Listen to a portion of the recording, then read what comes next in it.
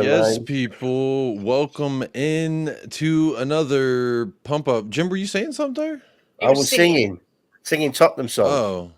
Oh, okay. I just feel like I caught you in mid sentence, but welcome from a not so sunny El Paso, Texas, to another pre-match pump up. Tottenham Hotspur take on Aston Villa at Tottenham Hotspur Stadium in just under an hour and a half from now. And I'm joined by Kate, Nick, and Jimbo. How are you doing, Kate? Talk to me. I'm doing good, thanks, Jacob. Unlike yourself, it's 12:37 p.m. here, so I'm wide awake, absolutely buzzing. Must be nice. Yeah, it is nice. Can't wait for the game, and yeah, all is good with the world at the moment. Well, we'll find out because there's a video that Tottenham Hotspur posted, and there's no certain somebody. So we'll have to talk about it. But Nick, how are you doing? I'm doing okay, man. Although you just threw me for a loop right there. I mean, is it the kind of somebody that's going to make your heart break? Is what I'm wondering, because I heard. Well, Nick, as they say, every heart breaks, although they do not break even, is what I've been told.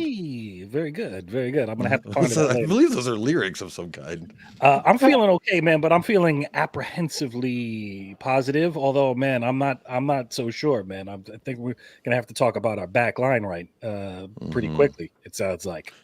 Well, typically the first five names on that team sheet are a surefire thing, but obviously no Mickey Van de Veen, Jimbo. It's looking like there's no Cuti Romero as far as the players that they're featuring. They would feature Cuti Romero in the branded sponsored sweaters. I don't know what the brand is. I think they're sweaters, but they're all wearing the sweaters as they walk in. They would obviously utilize Romero if he was walking in wearing said sweaters, but no Romero in the video. There is Ben Davies. That tells you something right there. Well, Jim, talk to me. Well, first of all, good morning to everyone. It doesn't matter. It doesn't matter, Jacob. Whoever goes out there will give it their 100%, and I'm still confident we can win. We kept City out for 45 minutes with a makeshift defence, so we can keep Villa out. Well, they did say it was only City's kids, so this is Aston Villa, the winners of the transfer window. So last year's transfer, I can't remember. I think it was West Ham who won the window, and then last year it was Villa who won the window. These window trophies, we haven't got one yet, but I'm told these teams have had these successful windows. And what's everyone's initial thoughts with Aston Villa? Kate, I'll start with you. What do you think, like, in regards to how we're going to shape up, how they've looked this year? Have they been a disappointment? Have they been better or worse than you thought? They've been way better than I thought, to be fair. I thought with them having Champions League, they would sort of drop off a little bit, but they've been brilliant. They're unbeaten in their last seven Premier League games. They've lost one of their last 13 top flight games in London. It's Unai Emery's birthday today. Their subs have scored 10 goals, which is more than any other substitute so far this season. Their team have had 17 goals and assists, which is more than any other team in the league. So, yes, they worry me. They're looking very, very good. And I think they have got an exceptional manager in Unai Emery. I think he's a fantastic manager. So, what you can always expect from Villa is they're going to be organised. They're always dangerous in front of goal. And yeah, I think it's going to be a really difficult game. Let me go back to one of those stats that you pulled out. You said 17 assists. It says Aston Villa substitutes have scored 10 Premier League goals in 2024 and lead the way in combined goals and assists with 17. That's their substitutes coming on during the game. Mm-hmm. I mean, Duran is pretty much the threat I've understood coming off of their bench. But yeah, you know, those are all a bunch of fancy ways to dress up a little frog, a little toad that is Aston Villa. You put a little ballerina suit on it and you dance it around for us, Kate. And you said, "Look at the little frog and the little ballerina suit." And I'll tell you right now, I ain't afraid of no frog. But Dick, the frog and the ballerina, what do you think? He's got a little tutu. Are you going to put the shoes on the frog? Hello, my darling. Hello, listen, my lifetime man, gal. I'm not going to, beat around the bush that Villa are a strong side, man, and they have been on the rise for the last 3 seasons, basically. But there's something about, their away form that versus their home form that I think flatters to the season a lot. It's like teams that have better away form than their home form, to me, is an odd fluke, and there's something at the core where it's like the anti-Spurs, is their mentality is in reverse. So I also think Unai Emery is very, very good, but he's also one of those managers that overthinks too much, and it's when he does that, then they get slaughtered. So he has to have his tactics absolutely perfect to get the job done, which he does a lot of the time, man. But 100% record is impossible in football, in my opinion. Well, you know what else is impossible? Well, at least what I was told was impossible.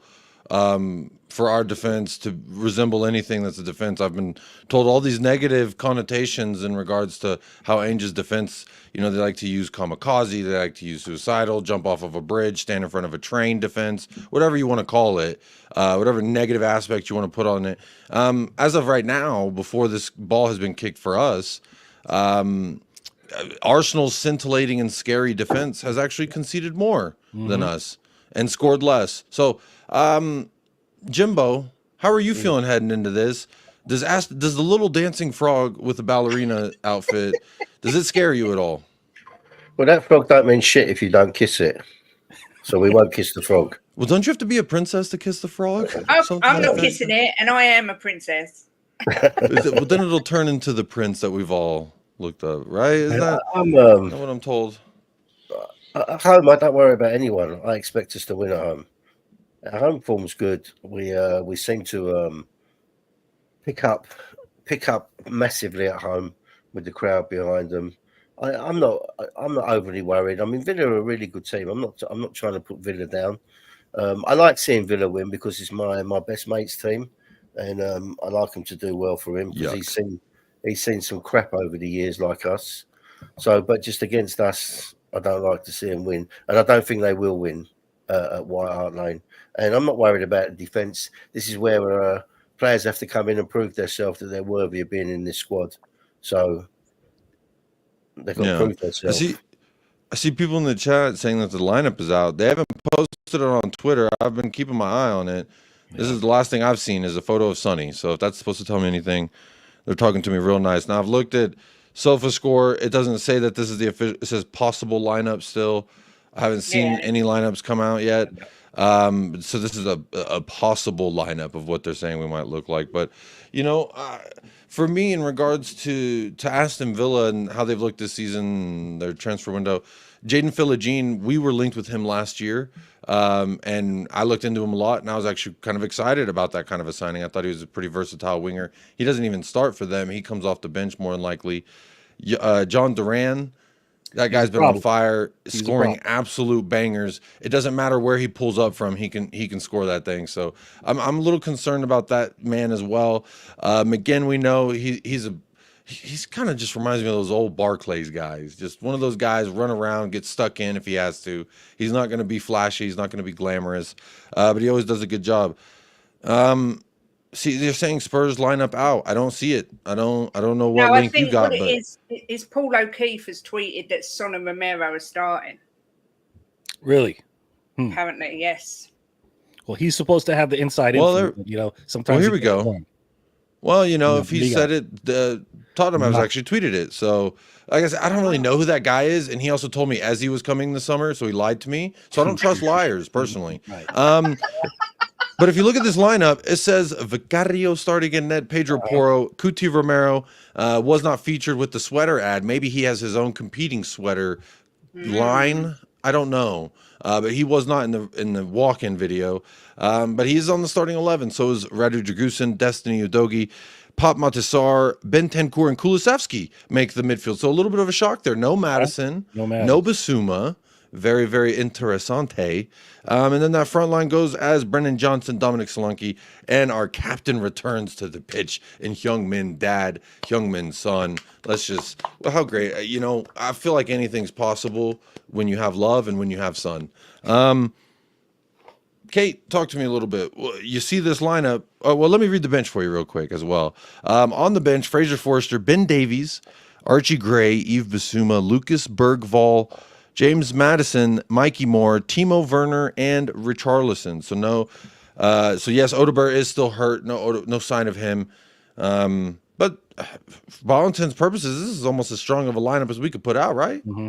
Yeah. Yes, exactly the lineup I expected, except I thought Udogi might get a rest today. But looking at the bench, there's no Spence. So I'm guessing Spence on the bench? No Spence, right? No Spence. I think he's still hurt. Yeah. But he's been back in training, so I thought Udogi would come out to give him a rest and Spence would come in. But obviously that's not happened. But I think it's a brilliant lineup. It's exactly what I wanted to see. Sarr and Benny back in the midfield. I didn't want Madders starting. I don't like Madders and Kudu playing together at the minute. I don't think it balances the midfield properly. But yeah, I mean, it's a great lineup. A lineup that should be able to beat Aston Villa at home. What I will say is that Villa have won 3 of their 5 Premier League games at Tottenham. If they were to win today, it would be the first time they've beat us. Kate, this damn frog suit that you keep busting out. 100 years ago. But you know what, Jacob? You're freaking me out because my actual phobia in life are frogs. And every time you talk about frogs in ballerina suits, that's all I can see. And it's I just picture a frog like this with his arms and legs splayed, and someone's holding him, and he's got a little pink tutu on his waist. That's what I'm imagining when you're like, well, Villa, they've won this, they've scored this. I'm like, okay, well, Villa, they can hold that. Year.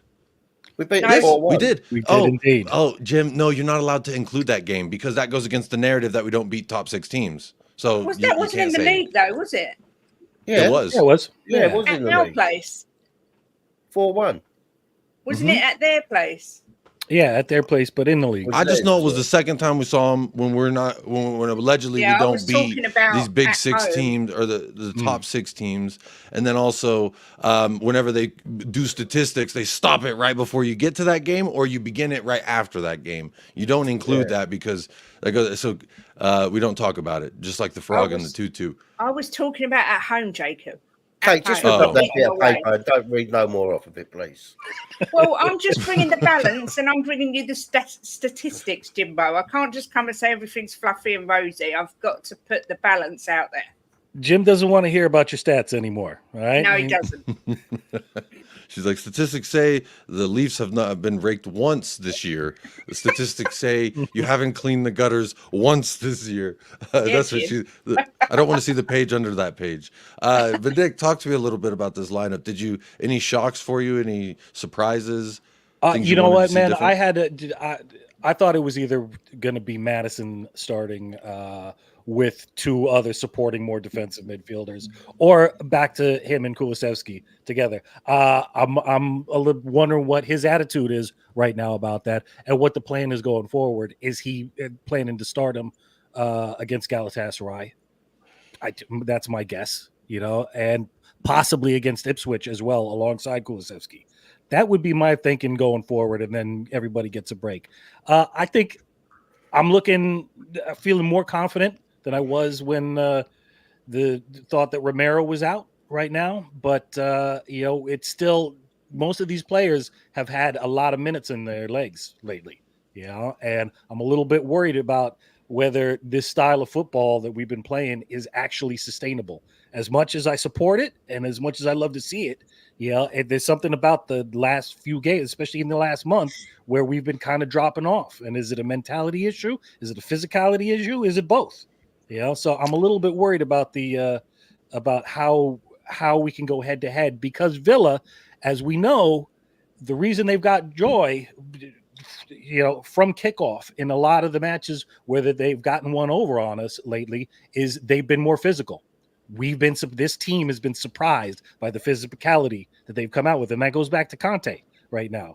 They roughed us up. I would say even Crystal Palace exploited that. They were physical from the jump. The ref was kind of letting it go. So we tried to match that, and we couldn't. We know that Emery is going to use that, is going to have that in his back pocket. He's going to say, come out hard at them, and and then add these little tweaks, this little chess game that I want to put into it, but be physical. And it's the Matty Cash effect. Is he going to unleash him and try to take somebody out? Well, speaking of unleashing, Jimbo, this is the lineup for Aston Villa. They've got Emi Martinez, the man that was also given a piggyback ride by Christian Romero to a World Cup victory and 2 Copas. Matty Cash at the right back. They've got Ezri Konsa and Pau Torres in their center back partnership, and Luka Dean as their left back. Yuri Tielemans, which, if y'all remember, he was a free and nobody picked him up, and he wasn't even starting for them when I think he was coming back from an injury. But I remember saying, how is this midfielder, first of all, allowed to go on a free? Because every time I've seen him, he looked quality. He's come in for them, and every time he's played for Villa, he's been very, very good. So they also got Amadou Onana, who played for Everton, if you remember.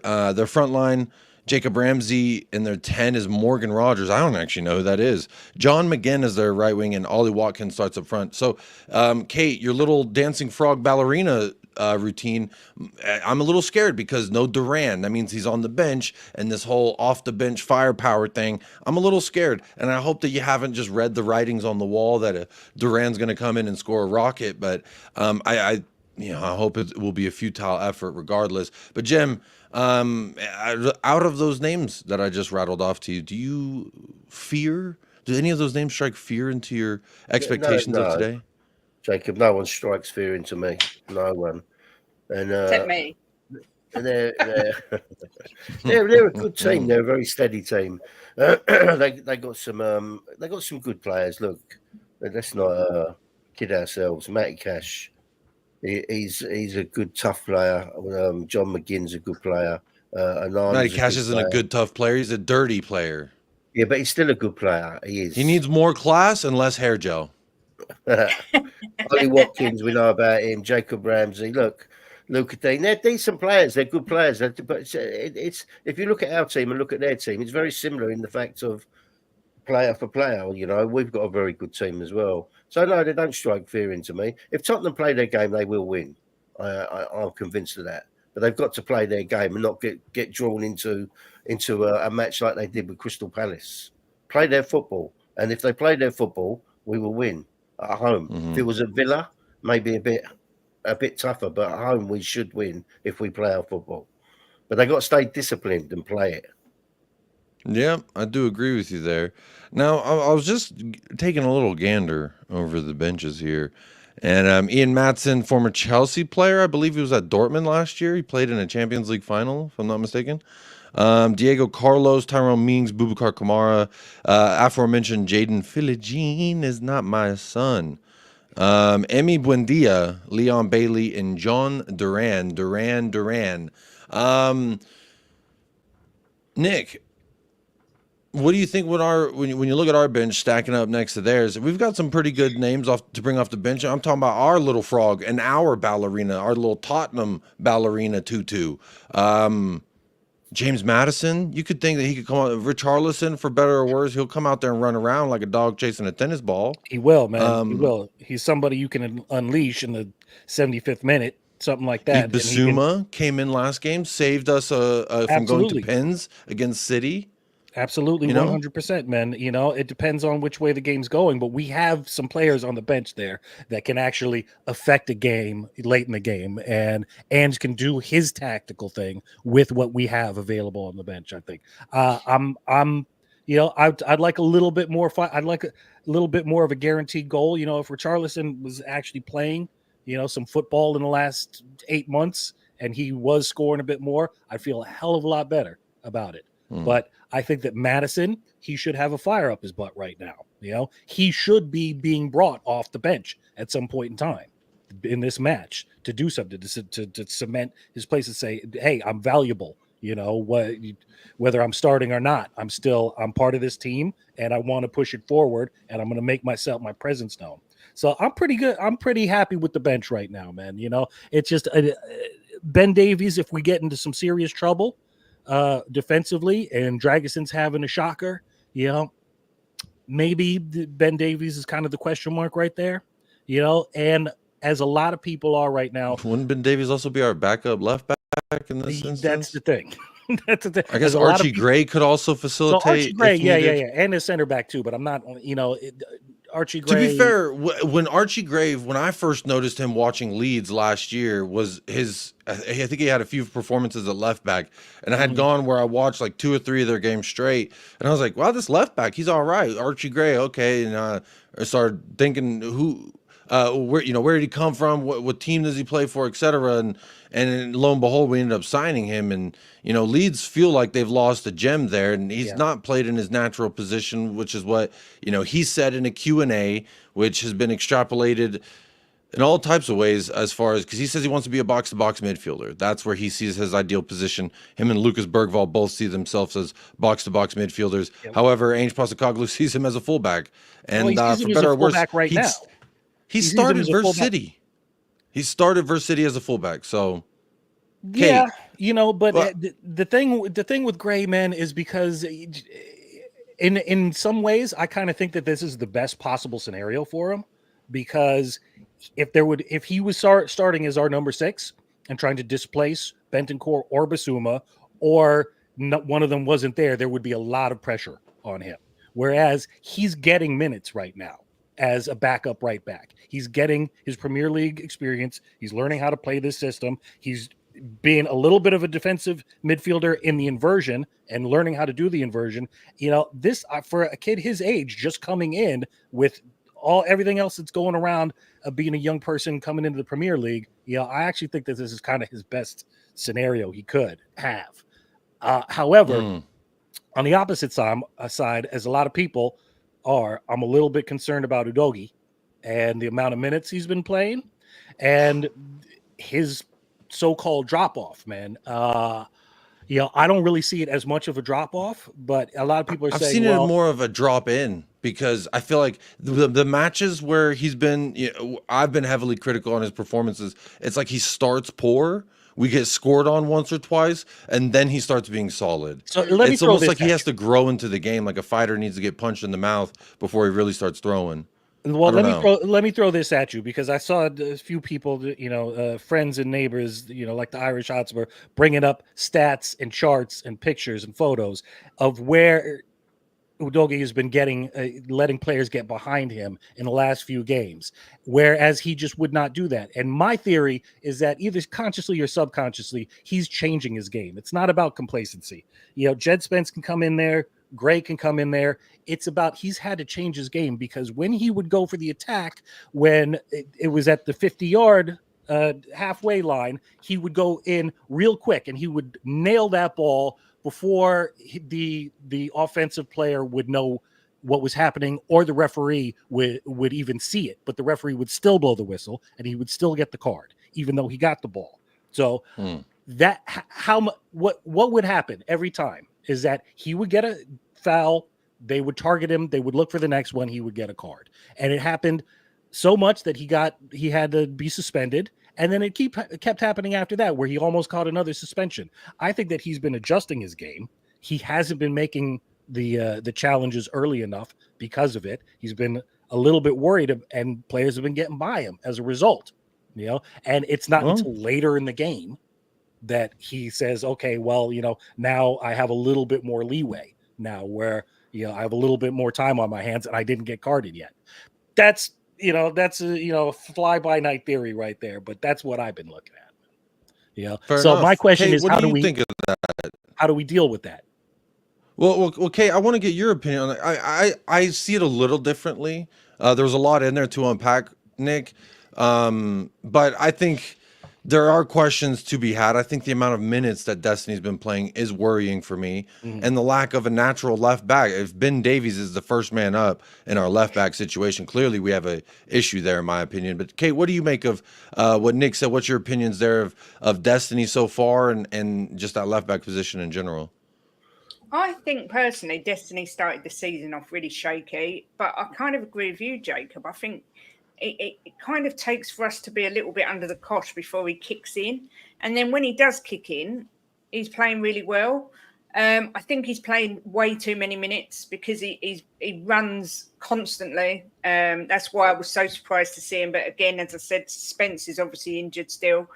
But I don't know. I mean, you've got to remember he's only a young guy. It is a completely different way of playing. I'm not overly concerned, but I am concerned, as I was when the window closed, that, like you say, we haven't got the backup for Destiny. Although when Ben Davies has been called into action this season, he's done everything he's needed to do, and I think he's been good. And we all, me included, probably give Ben Davies quite a lot of stick and say, he should have gone. But everything he's been asked to do so far this season, he's done really well. But yeah, I just think Destiny, maybe it's because he's young and he's learning the system still. But he was definitely leggy at the start of the season. But I can see signs that he's improving for sure.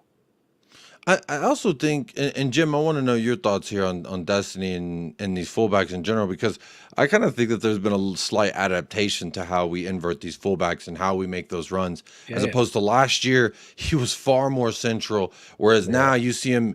It changes. Yes, he's not hugging the touchline like the wingers are, but he's not as central. He's still staying more in that outside area of the pitch. But Jim, what have you thought as far as what everyone's saying on Destiny? What have you made of him this year and our left back situation in general? I think he's been fantastic. He's a really good left back, and I think I got very hyped on him last year because, I mean, coming from the Serie A as a 20-year-old, 21-year-old, and he looked the way he did, my expectations were through the roof. And yeah, he's struggled a little bit this year, but I think there's been an adaptation to how he's playing as well, from Ainge's perspective. But what do you think, Jim? Well, I think that I really like him a lot. I think he's a really good player, and I think there's a lot more to come from him. But he has been thrown in kind of in the deep end because he's the only natural player we've got in that position, apart from Ben Davies, who can play there. Spence can play there, but someone said they saw him in training, so he'll probably be back the next game. But I think the thing with your doggy is he needs help back there. As the game goes on, like we saw Richarlison when he come on, really helped him out. He was coming back and really helping him. And it worries me with Son because doesn't come back great, Son, does he? He's like intermittent with coming back. But he's got Sarah on that side.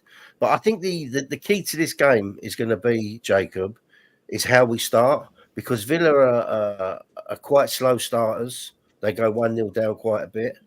So we need to start this game fast and catch them quick. And I think Can I give you a stat about that? Oh, yes, of course. I didn't say no. I meant Kate, what's your stat? My stat is Tottenham have conceded the first goal in 11 of our 13 home Premier League matches. Well, what about the stat speaking on how often we go down and we score early? Don't argue did that with a couple the times. I'm just There's giving an you the overall facts. negative theme. I was asking for more, actually. I said, a little interesting stat. Show me another one. Is Facts what I don't say. care about your feelings, Jacob. That's all I'm going to say. Well, my feelings don't care about facts. My feelings care about wins, You're the W's. problem. That's why you're the Yeah, problem. I am the problem. You know, we can't keep a clean sheet, but I don't really care as long as we get 3 points, in my opinion. And I don't think we'll keep a clean sheet today, personally. But look, there was a comment that I saw earlier that because there's some people that are upset about the midfield in specific, like Madison getting dropped, Basuma being dropped, this player being dropped, or that one. Obviously, I don't think that there's any way Destiny gets dropped, regardless of time management. I could see him being hooked at halftime to save his legs a little bit.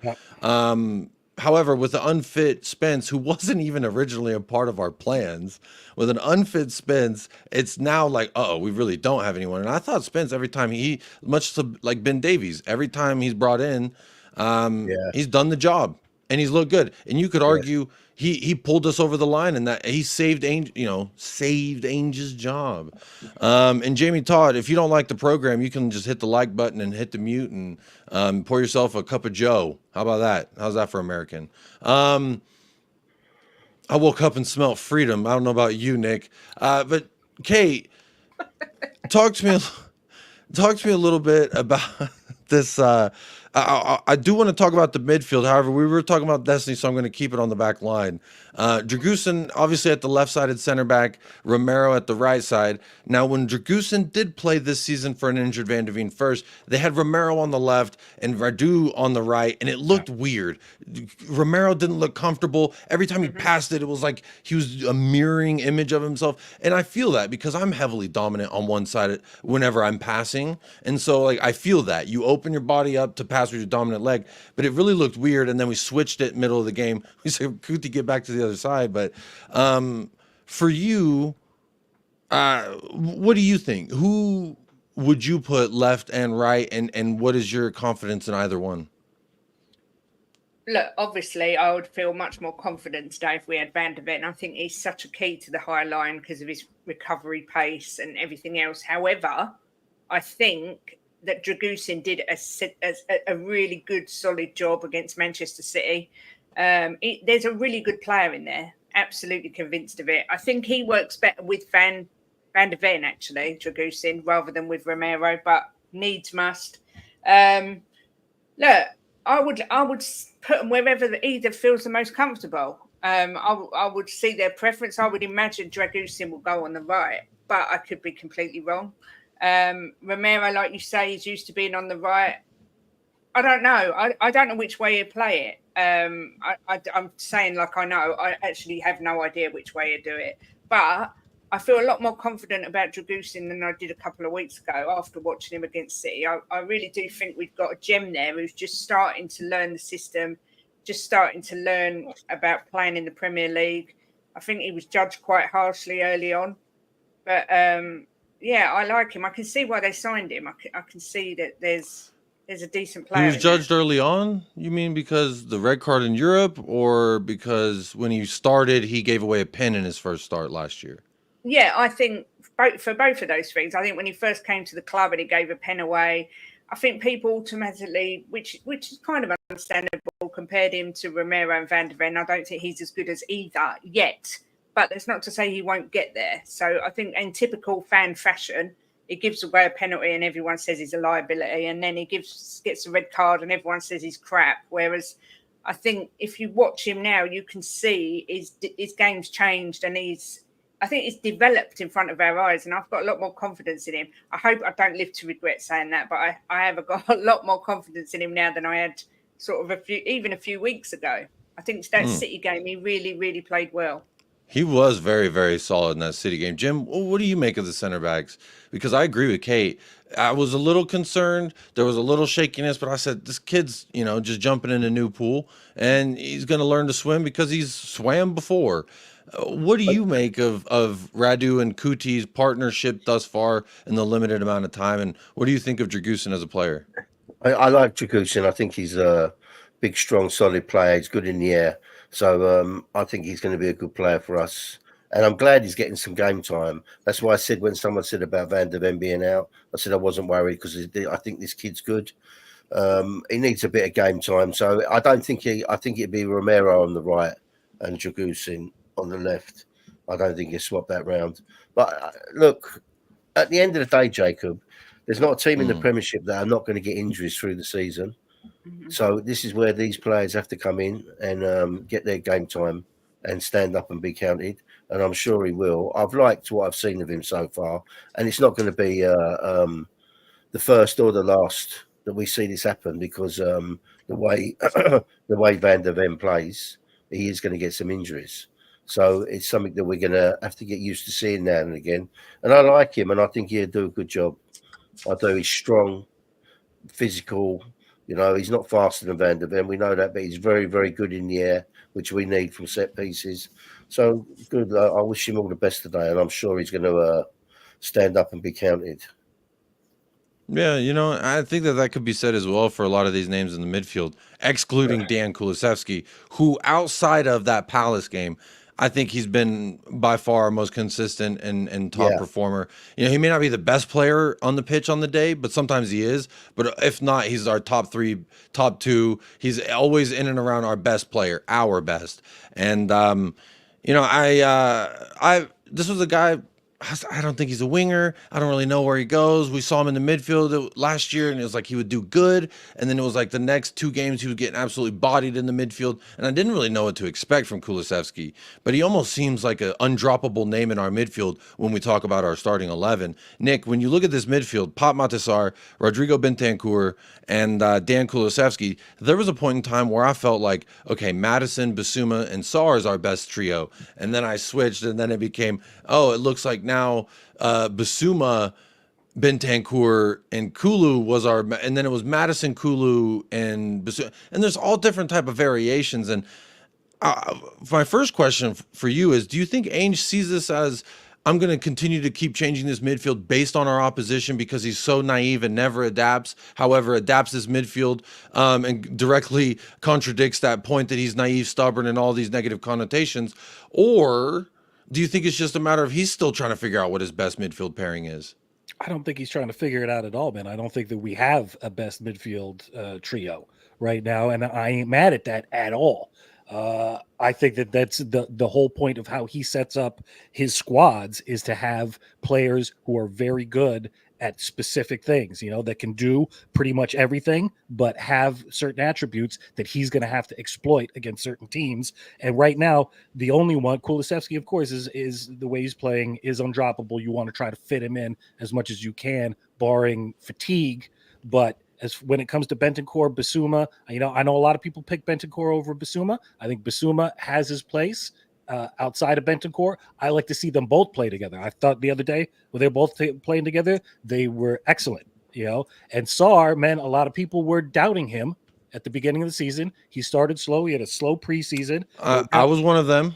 However, that finish I'll tell you, versus City, oh my never goodness. doubt my Sarr boy, man. He's just got to get those minutes in his legs, and he's got to be playing on a regular basis. Now he is, and he's got that confidence. And I was saying all last season, buddy, but a half inch to the left or right, half inch to the left or right, and goals, man. And he's got them right now. He is, you're talking about a guy who's got confidence right now.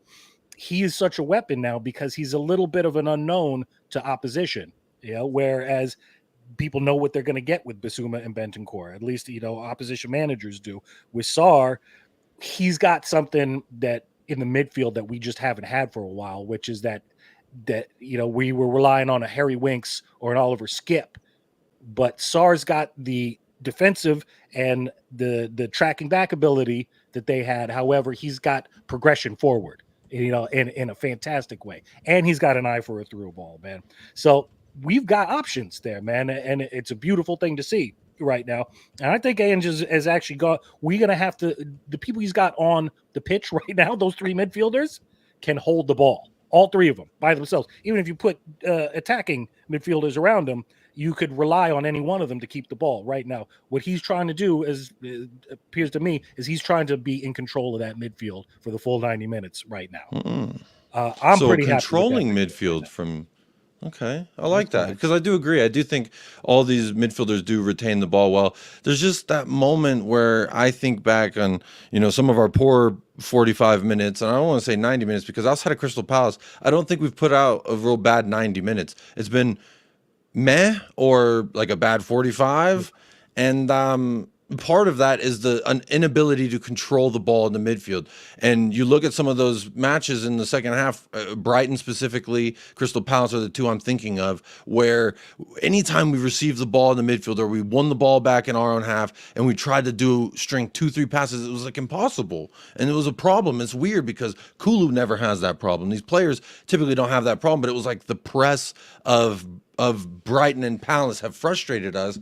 I'm worried that, maybe that's another avenue that you can start to frazzle us, because that's something I've always taken pride in our press, is the fact that it's consistent over 90 minutes and it wears you down. It makes players tired playing out of your own half, run and track them. And that builds a mindset on the pitch. And, to be fair to the, the neutrals, we haven't always shown the best mentality and the best spirit on the pitch. And I've hung a lot of that on Cuti Romero, because 2 of those times he's been the captain. And to me, at some point, you got to look at the captain and say, help us, get us over the line. You are the captain. Hello, steer the ship, buddy. We're just the dudes holding the flag. So, Kate, what about you for this midfield? Is this a heavy controlling midfield? Is this a possession-based midfield that you think can dominate this game? This is exactly the midfield I wanted to see. I think you've got the experience, and also Bentancur is playing out of his skin when he's been playing at the minute.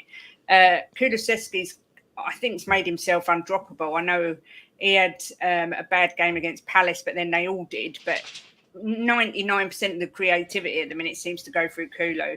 And the fact that he drifts into the wing to link up play, he's just been brilliant. And Sarr is the engine that we need in that midfield, because he covers every blade of grass. So I think this is exactly the sort of midfield that you need against Villa. As I said at the beginning of the show, I don't particularly like Madders and Kulu together, although in some matches it works. I think for a team like Villa, who are very strong, powerful, creative, you need to have a strong midfield. And I think this is exactly the right choice, because if you find that sort of Bentancur or Sarr are struggling a bit, you have got Basuma on the bench.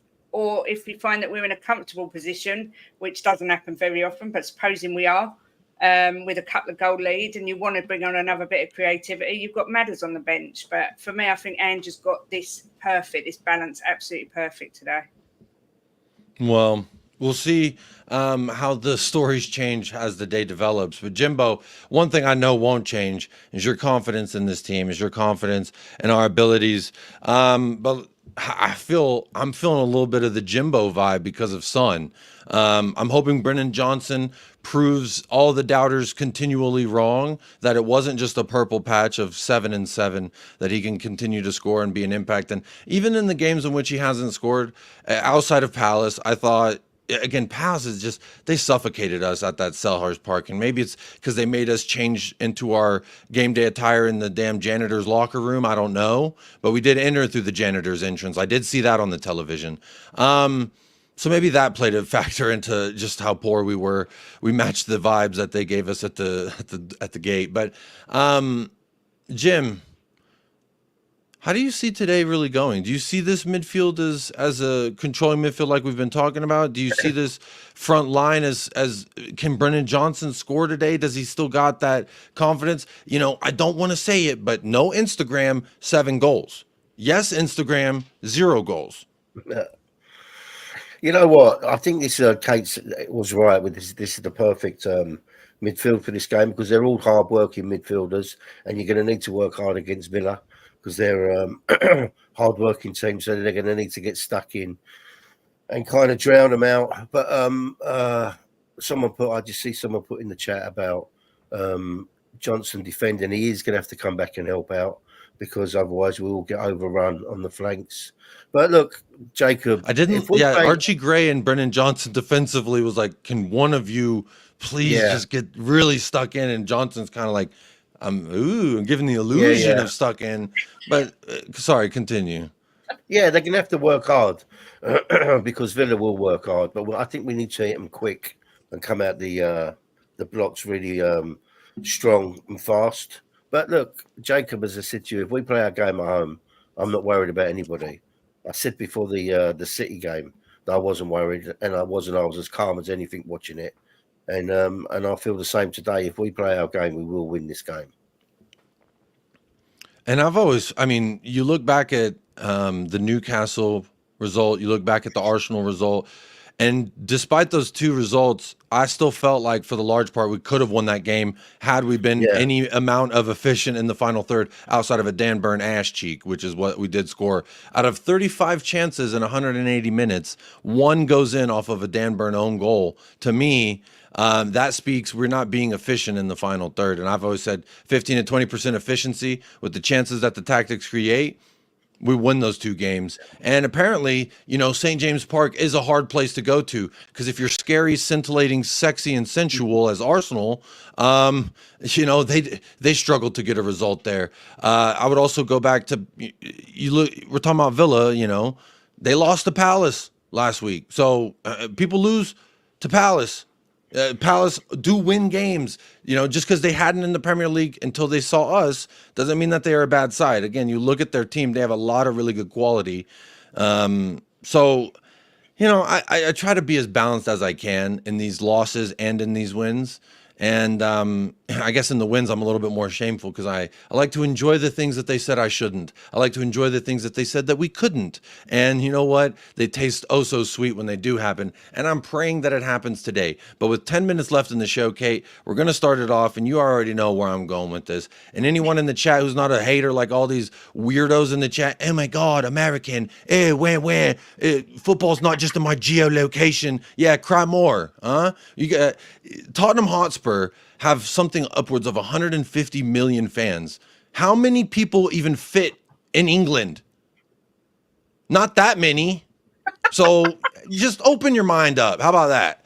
I want to say there as well that the Mile High Hotspur, Leo, big up Leo. He's come over from America once to watch Tottenham, and he's coming over next week. We're meeting with him next week to go for Ipswich, right? Watching the game together. So all these people that don't like Americans doing it on the panel, they're flying over from America to watch Tottenham Hotspur. That must tell you something about. And I would also say this: American supporters, they're passionate. You think about the Premier League in general. So think about the Premier League in general. The amount of money that's in it wouldn't be there if it wasn't a worldwide endeavor that we all enjoy. And again, just because my GPS location isn't the same as yours, I still was born with dos ojos. That's two eyes, pendejo. Okay, so I can still have an opinion, and I've played the sport for 20 years, so I think I'll be okay giving my opinion. And if my pronunciation ain't what you wanted, cry more. How about that? You can go out back, find yourself a cow and go milk it. How about that? But Kate, talk to me. It's time for score predictions, goal scores. How is this transpiring? Should I start with Kate? I want to start with Kate. Ladies first. I'm a Southern gentleman. Sorry, because in America, we have the South, and that's where I'm from. But Kate, talk to me. How's this going to go? How do you see this thing going? Well, first of all, I've got a stat for you. Oh, no. Tottenham have only kept one clean sheet in the last 19 games, which was against Everton, which was the game Jim and I were That at. means nothing to me. Clean sheets mean nothing to me. I know it doesn't. I don't care if we let in 3 as long as we score 4. But my point is, I think we will go 1-0 down. I think Villa will score first. But the final score prediction I am going to go for today is Tottenham 2, Aston Villa 2. Unfortunately, I see it being a draw. I really hope Dominic Solanke gets on the score sheet. I think he's been immense for us, but he needs to start scoring because he's a striker and that's what he needs to do. And I think we need to Kulu create chances for him. I agree. Yeah, we need to create for him, of course. And I think Kulu gets one. I think Duran gets one off the bench and Ollie Watkins gets one as well. So, sorry. I know you always come to me first because I'm the one who doesn't give the big score lines, but I do see it as being a Desmond today. See, you know what? This I like that. dancing I like frog that. routine. No, I'm kicking the The last frog, few man. times I've heard like a Desi frog. off of Kate. We come good. We come good. Yeah, exactly that. That is true. That is true. When you predict the Desmond, we usually show up and show out. So I hope that's true. Maybe you're playing with my emotions, and the football gods are gonna play the piano and tickle the ivories. But Nick, how do you see this going? And chat, I have stopped the chat for me, so I will. This is the one I have from Let's Dragon Guys. He knows the routine. Let me know y'all score predictions, your goal scores. I'll run through as many as I can before we end off the show today with 900 plus in the house. Make sure you do hit that like for Ben and Sim. It doesn't do anything for me, but it does wonders for the channel. So make sure you do hit that like. It's free. It costs you nothing. But Nick, how do you see this transpiring? So, man, I'm a little bit worried about Radu Dragusin. Just a side note, I never in my life have I ever said Kuleveski or Potticino, but I hear that constantly from people from a certain area of South England. All right. Never have I said anything like that. So that aside, Dragushin, when he plays on the left-hand side, it's always out of necessity. It's never out of intent. And I think he feels uncomfortable over there. So I'm hoping that we've spent a bunch of time in the last few days with him just being able to see his man and progress the ball forward without having to take extra touches and slow the game down. And I'm also a little bit worried about Vicario. As well as he's been playing out of the back, I don't think it's his fault, but he's been taking too much time to find a person. And I don't think that our midfield has been showing enough for him. So unless something's been done about that, I'm worried about Villa's press, because other people are going to see that and they're going to be right at Vicario and right at Dragusin, trying to make them nervous. And that's where we get into trouble. So I'm hoping that doesn't happen. If that doesn't happen, and we've been trying to deal with situations like that and deal with opposition press, which we haven't been lately, I'm going to go for a 3-2, and I think it's going to be scrappy, man. And I'm putting Sonny on that score sheet right now. I'm putting Kulu on that score sheet, and then I'm putting Sonny again on that score sheet. Wow. Wow. I do like it. Wow. A Sonny brace right when he come back from injury. Talk to me, very, very nice. I do enjoy that. Jimbo, are you talking to me nice with this score line? How you see this thing going down, and who's scoring the goals for you? I see us starting very quick, sharp, scoring within the first 10 minutes. And I think that we're going to. I'm not worried about Dragusin at all. Not at all. I think he'll really stand up today, Nick. I do. I think he's getting his chances and he's going to stand up and show why we bought him. And I think the overall score is going to be 4-1 to Spurs. Nice. 4-1. I do like that. And, it's not unheard of, Jimbo, because last time we've seen these puppies, we took them to the cleaners. And I do like that. I hope we dominate. I'll go with the goal scorers. Not that I particularly like doing that, but I will. I'll go Sonic to score a brace today on his comeback. Nice and fresh. Solanke to score one, and Johnson to get back on the score sheet. And for them, very nice. I don't really care, because who cares? Yeah, I don't. It's always redundant. I never really cared, because who cares about them in general? But look, I'm going to give you my prediction. But before I do that, let me go through the chat and utilize the last little bit of time we got here. Let's Dragon Guys. 3-2 Spurs, Dominic, Son, and Kulu on the score sheet. Maniro's got Solanke scoring 2. Charles Preston, Tottenham 3-1 for the Villa. That's very, very nice. And yes, we did beat England in a soccer game. And the last time we played England in a soccer match, you know what happened? Harry Kane couldn't get past MLS defender Walker Zimmerman. Okay, so y'all can hold that, and that's your best ever striker. Jason Love, big up. Charles Preston says Dom, Son, and Kulu. Andy Wynn, Tottenham's got 2, Aston Villa 1. That's a tough match. It's I would like that as well. Yeah, like Liverpool game, like versus yesterday. They were down 1-0. They ended up winning. And I was about to cook, because I was getting so much shit when we lost to Brighton, and they almost beat Liverpool at Anfield. And you know who's done that? Nuno with Forest, and that's it this year anyway. Big up Jay Murray says Spurs 6-1 to Villa. I do like that as well. Jacob Bannister's worried we lose. Don't be worried, man. Come on, no need to fear. Just use hope. Ainge Ball's got 3-1. Spurs win. Come on, you Spurs. Sunshine on Spurs says 3-2 Spurs win with Son, Decky, and Brennan as the goal scorers. Very nice. And a Decky with a 2-assist Baggeroni.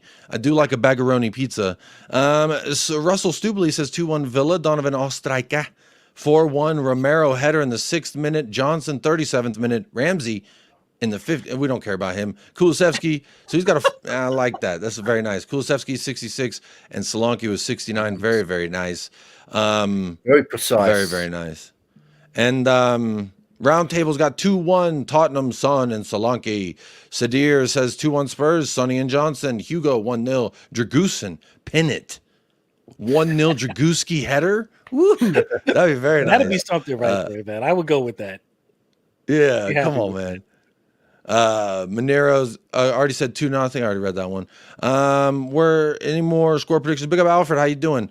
Zapur's got a 4-0 repeat of last result. Emery hasn't shown any signs of figuring out Ainge. Even in their 2-1 against us, we dominated them. Big up Zapur, lest we forget. Roman Son says 4-1 Spurs. Let's give him a battering. I do like that as well. Clayton Meeks 2-1 Solanke and a Dragooski header. We got Dragooski scoring goals on a few, so that's very nice. Big up to you, Shane Smith. How you doing, Shane? It's not a score prediction, but you're sharing some love, and isn't that nice? Scoring in the first 10 minutes says, "Let's go Dragon, guys. Let's hope that we do that." Jordan says Spurs 1-0. Sonny 1-0. So we keep a clean sheet. 3 points. I don't see a 1-0 personally. I don't know any realm where this is 1-0 because I do see us conceding at least 1, possibly 2 from that Duran fan. You know, he's a big fan of the band, and it's just such a fan. He changed his last name to Duran. It's very nice of him. It's a dedication. Bobby Walters, Tottenham 3-1. Shuckle says 4-2. Kulu Stunner. Jack Bloom with a 3-1. Aid says 3-2. Brian Lamar 2-1 Spurs. Solanke, if he gets the service, that is a big if, and I hope that we can give him the service. I think I saw a stat. It was like he's had 6 chances created for him, and 3 were versus Leicester. So that's kind of crazy. But hey, we move. 4-1 or 3-1 says Jack Bloom. Maddie with a 3-2 Spurs. FM 94-0. Patrick says 3-2. Krista T with a Spurs 3-2. Son, Brendan and Pedro. Riot 3-0 Spurs. Son with 2 and Johnson with 1. Johnson, Richie, Decky, and Solanke. Very nice. Ainge in. That's very nice of you, Jeffrey. I do love me some Ainge as well. Ainge down. Sonny multi-goal 2-1. I do like that as well. I don't know how to say your name, sir or ma'am, but big up. I like the prediction either way. And my prediction before we end off, I'm going to say 4-2. I think it's going to be 4-2. I think we'll concede 1 or 2. We'll go down by 1 or 2, and then we'll just start fighting. And we're going to show you the fight that Ainge Postecoglou craves and desires from these players. And I think Son is going to score at least 1 goal. So I've got him down for 1. I need Johnson getting on the score sheet, and I've got Dom with 2. I think Dominic Solanke could be the key here for us because you look at their midfield, it's pretty stacked. I rate Amadou Onana. I rate Yuri Tielemans. Now, they're 10. Someone said that Mr. Rogers has been cooking for them. However, anytime I've watched him, I've not been like, oh, wow, who's that guy? But that's not to say he isn't cooking. That's just my amateur expertise. Is like, I don't know who he is. But they do have a strong midfield. They do have a strong line, and they do have a decent back line. However, I'm looking for Solanke to be that link up in the middle, and hopefully we can swing some balls into his head, and he can do this, and then they go in the goal. Because he was very close last time. Last time I saw him hit the ball with his head. So, hopefully we can get him to do more of that because he does last year, if you remember, scored the most headed goals in the league. So you need to find a way to put that ball on top of Dominic's head. That's just point blank simple. If we do that, he's going to score 2. That's my opinion. But anyway, guys, look, that's going to do it for the pre-match show. In just a little bit, the watch along will begin. So stay here. Stay tuned. That's weird. It's not a television set, so you're not really tuned in. Anyway, any final thoughts from any of y'all? And thank you so much for joining me. It's been a fantastic show, despite what those in the chat may say. I have, Jacob. I just want to say, someone said you couldn't pronounce their names properly. They should watch Sky Sports. They're English on there, and they never get their names right. Well, I'll also say this. I say things however I want. If you don't like it, come tell me something about it to my face. How about that? I'll send you my address. Very simple. I'm in Texas. Biggest state you can I just find. want to say big up Jimbo, Kate, and Jacob. Thanks for having me, man. But you know what? Let's hope that we can get a ball into the box from a corner. That's what I would like to see. That's what I would call progression going forward. Nick, I'm not trying to go overboard, but I'm not doing a watch long after this, so I'm not actually in a hurry. But this is, look, the corners, the way that we worked them last match, they were really weird, but Sar scored on the third one of that really weird playground stuff. So there was something to be had, but I do agree. It was bothering me. It's like the point of a corner is to put it in the mixer, in my opinion. You know, especially if you're looking at Vicario, a guy who's reluctant to come punch the ball out. He maybe has one, maybe two punches a game. So it's like, you know, swing that thing in there. But rather, we work the ball around, and I think we can still find avenues of success doing that. We just need Sar to, I don't know he'll get another finish quite like that one versus City, but we move either way. And look, I hope you're moved. I hope we are moved to greatness. And Kate, yes, of course. What's up? Only because everybody else had a little say, so I'm going to have my little say. Listen, we're all fans at the end of the day. I hate it when I see people saying things about Americans or people saying the names wrong. What? I don't understand why it has any bearing on anyone's life. We're all here to pump up the match. Would you rather we sat here as Spurs fans saying, oh, we're rubbish, we're going to lose? No, we come here to pump you all up, enjoy the game. It don't matter if I say Dragusin. I'll probably say it wrong. I can't even say my R's, so I say most things wrong. Just be kind. It doesn't cost anything to just be a little bit nicer to each other. But I hope I'm wrong and I'm in the mud and Tottenham win. That's all I was going to say. Well, anytime Kate's in the mud, that's why her skin looks so fresh, because she always predicts us for bad results, and then we win, and then she goes in the mud, then she gets the mud mask, and she's like, "Oh, my skin's very refreshed," and that's why I'm over here. Well, actually, I don't get predictions right often either. So, as long as we win, that's all I really care about at the end of the day. And I hope that you are going to have a great rest of your day. I hope we do what we're supposed to do, and like you said, Kate, whether we agree, we disagree, and you think that I'm silly for the way that I say my names. If we win a trophy, I'm going to say whatever the hell I want, just like I said today, whatever the hell I want. And on that note, come on, you Spurs, up the lads. And as always, come on. Yeah. Come on, you Spurs. Squish, squish, squish, squish, squish, squish, squish, squish, squish.